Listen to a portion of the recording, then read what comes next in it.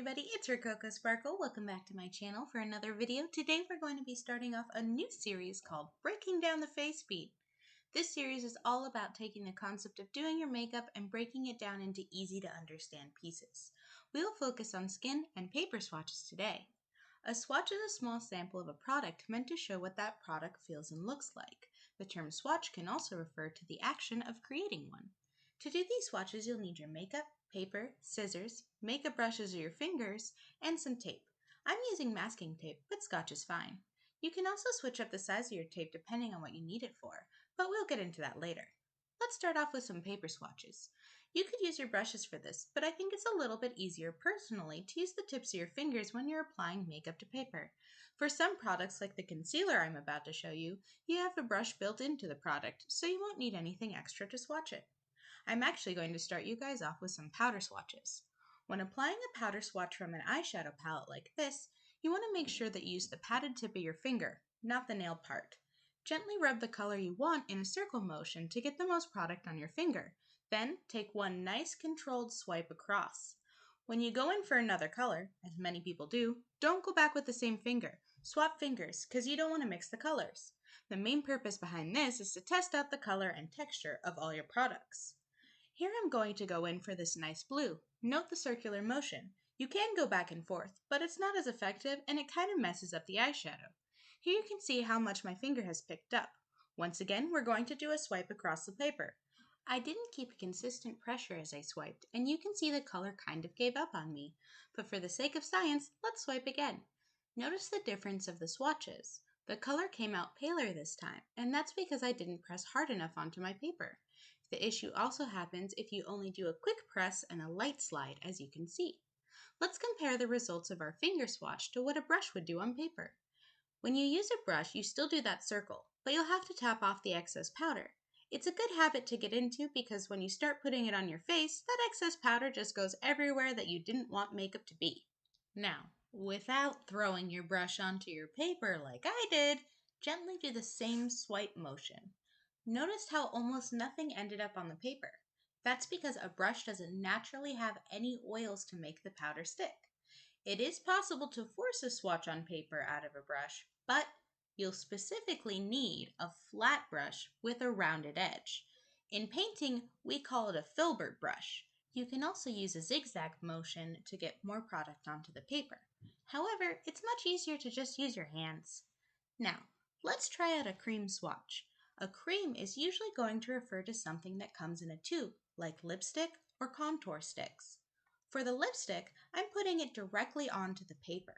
As you can see, it's a little blotchy because it's brand new, but it's much more effective than transferring it to your finger and then the paper. When you transfer to your finger and then the paper, you end up with the same issues that you would if you had an uneven powder swatch, so it's best to put it directly. Make sure you do this gently, as it will destroy your cream product shapes eventually. To fix any blotchiness in a paper cream swatch, you can use your finger to smooth it out afterwards. The next one is a liquid product. They have their own brushes or applicators in the bottle. The flat slanted tip is what you want to use to apply it both to paper and to your skin to get the best coverage. Press gently and make your swipe. For any product you are testing for yourself, this will always be the movement.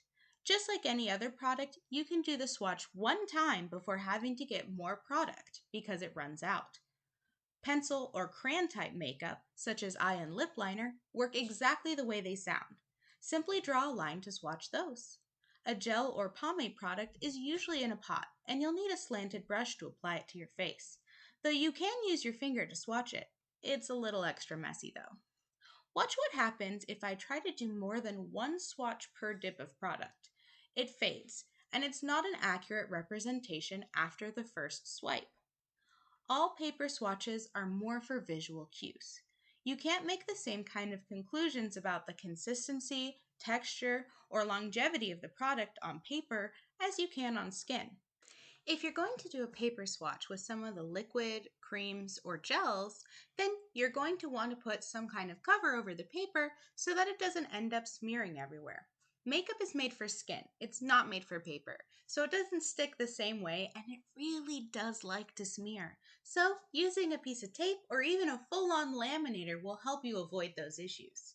You can then leave the swatch as is on paper, or you can cut them out and put them into some other kind of organizational tool. On to the skin swatches. Generally, you want to do a skin swatch on the inside of your forearm. This is because it has a large surface area and it's generally smooth and taut. I'm using a mid-sized tape to tape off my swatches here. Usually, you only need to tape off your swatches if you're doing one of two things: dressing up your swatches for photos you want to post, or designating tester spots for things that are hard to see. Let's go ahead and take a peek at what goes into one of those perfect Instagram swatches. We've taped down our grid, and I'm going to go ahead and ignore all of the rules of swatch for testing and make sure I fill those squares or rectangles in as much as possible. The goal is a solid block of color. The reason we don't use this method when we're doing a swatch for ourselves is because it doesn't give the proper look at what a product really is. When you swatch, you are looking for three things: how the color shows up, how long it stays on or if it transfers, and what kind of texture it has. While looking for the color, you want to notice the opacity, or how see-through it is, the vibrancy, how bright it is, and the color payoff, how much it shows up on your skin. Fancy tape swatches are filled until they look perfect, so you can't necessarily rely on them to read the way a color applies. Your fancy swatches are usually done with some kind of brush. Notice how a finger application will make it look patchy. We want that smooth application, so we stick to a brush. Once you've got all your squares filled, in this case I'm going to fill one side, you peel off the tape to reveal your fancy shape. Make sure you get all the way to the edges for those crisp lines, and don't be afraid to be a little messy with it. That's why the tape is there, to clean it up. I'm going to take off my tape after finishing half my arm so I can show you the difference between a true swatch and an Instagram swatch. Notice how much smoother it goes onto my skin than onto paper. I definitely cheated and did a double swipe a couple times, but it's fine. It's for Instagram and YouTube anyway. I'll go ahead and keep my liquid and cream options taped here since we already know what a true swatch is. Liquids, creams, and gels are where your consistency is going to be the most obvious. Are they smooth? Sticky? How easily does it spread on? For testing transfer, you'll want to wait about 3 minutes for the product to dry and then tap or pet it. If it shows up on the hand you tapped it with, it has transfer and it may not last long. Remember, for those Instagram swatches, you want to get all the way to the edge of the tape for those smooth lines. Your gaps between these kind of swatches are going to depend on the size of tape you choose. Thicker tape means a wider gap.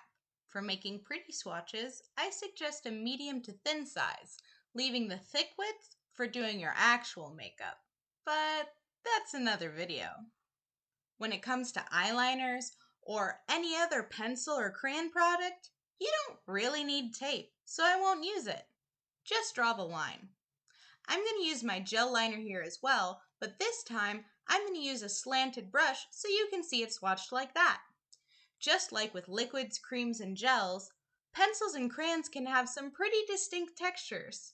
You may hear that referred to in other videos as the formula of the product, so don't be thrown off when that pops up.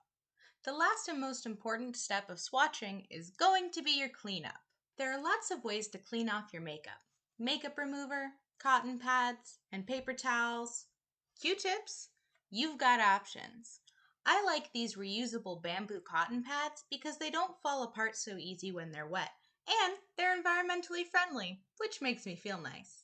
When taking makeup off your arms or your face, you want to make sure you totally remove all the makeup before washing it with soap and water to really get that gunk out. And of course, while you're at it, don't forget to wash your brushes. I know it's terrible, but we need to. This is a self-call out, by the way. Wash your brushes, Rococo. Stop procrastinating. Well, my spectrum of spectators, I hope this video helped you understand swatches a little bit better. If you have any questions, feel free to comment them down below. I also posted some finished pictures up on my Instagram, same name. You can see my handles at the top if you want more content. I'm also on TikTok.